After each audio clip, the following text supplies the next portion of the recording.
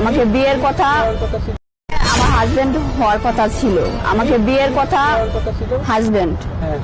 Husband হওয়ার কথা ছিল কিন্তু হয় নাই।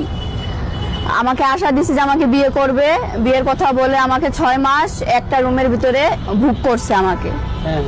তাকে আমি অনেক ভালোবাসতাম, অনেক ভালোবাসতাম। হ্যাঁ, পরে কি করেছে এখন?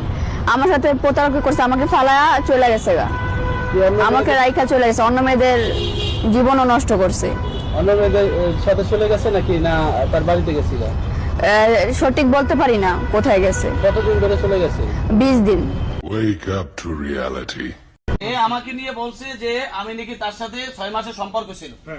আসলে এই মেয়েটাকে আমি চিনিও না, তাকে চিনি না, কিন্তু তাকে আজকে আমি খবর পাইছি ভিডিওতে, ফেসবুকে দেখে যেভাবে হোক তাকে আমি শনাক্ত করছি। শনাক্ত করার পরে আজকে জানছি এখানে সে আসছে, আমি আপনাদেরকে ডাকাইয়া তাকে প্রমাণে তাকে আমি ধরে ফেলছি।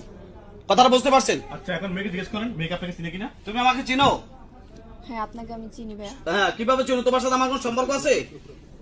না, কোনো সম্পর্ক নাই। তুমি যাবা না মিথ্যা তহমত বলে দেয়। তুমি বসো, হ্যাঁ তুমি বসো, বসো এখানে বসো, বসো।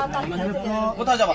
কোথায় যেতে পারবে না, এখানে কোনো ইয়ে নাই, আপনাদের যেতে পারবে না বিষয় আমি যাই, সে যেতে পারবে না। দোষ নাই, এটা তাকে। और अभी तो रुको, क्लाइमैक्स अभी बाकी है। এই আপনি কি তাকে চিনেন?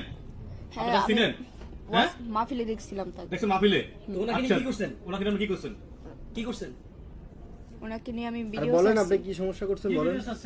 কি ভিডিও কেন করছেন? আমি দেখছি অনেক মোবাইলে দেখছি যে মানে হুজুরকে দিয়ে এই করা মানে ভাইরাল হয়ে যায়, তাই আমি এটা করছি। মানে ওনাকে নিয়ে মিথ্যা অপবাদ ছড়াইছেন, এই তো? মিথ্যা অপবাদ ছড়াইছি আমি। তো আপনার এই তো কাজগুলো আমার কেন ভুল হয়ে হয়েছে? গেছে, আমাকে মাফ করে দেন, আমি সবার কাছে মাফ মানে চাইছি, মাফ করেন আমার নাই। ভুল হয়েছে। এই আপনি শুনেন, কিসের মাপ? আমি তাকে খোঁজার চেষ্টা করেছি, সে কোথায় আছে, কোথায় তাকে পাওয়া যায়।